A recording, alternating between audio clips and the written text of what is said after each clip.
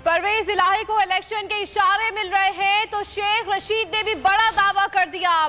वो न्यूज के प्रोग्राम बस बहुत हो गया में जैस्मीन मंजूर के सवालात का जवाब देते हुए कहा कि गेम आखिरी 5 ओवर्स में दाखिल हो गया है। 30 दिसंबर तक फैसले हो जाएंगे।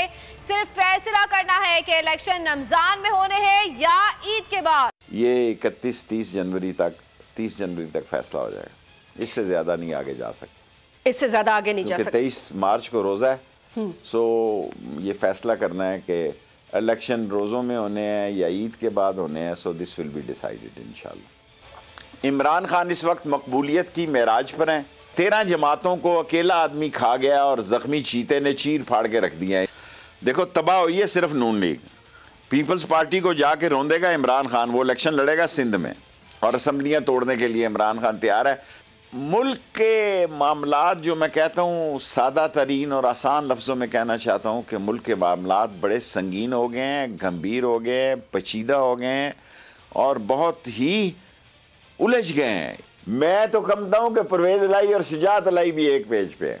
सो दोनों घर राज़ी है तो क्या करेंगे ये सियासी काजी जब दोनों घर हैं राज़ी। मुश्किलात तो इन्होंने काफ़ी पैदा कर दिए हैं। IMF से भी इनका नखरा टुक टख दोबारा शुरू हो गई है। इंटरनेशनली रूस ने भी इनको तेल देने से इनकार कर दिया है। इसको सुलझाने के लिए मैं इमरान खान की इस राय के साथ हूं कि इलेक्शन के अलावा कोई चारा। अगर आपको हमारी ये वीडियो पसंद आई है तो लाइक पर क्लिक कीजिए।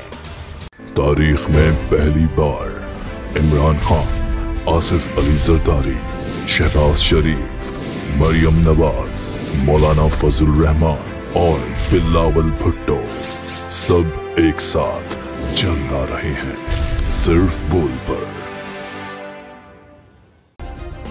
सब्सक्राइब करें और बेल दबाएं ताकि कोई खबर रह न जाए।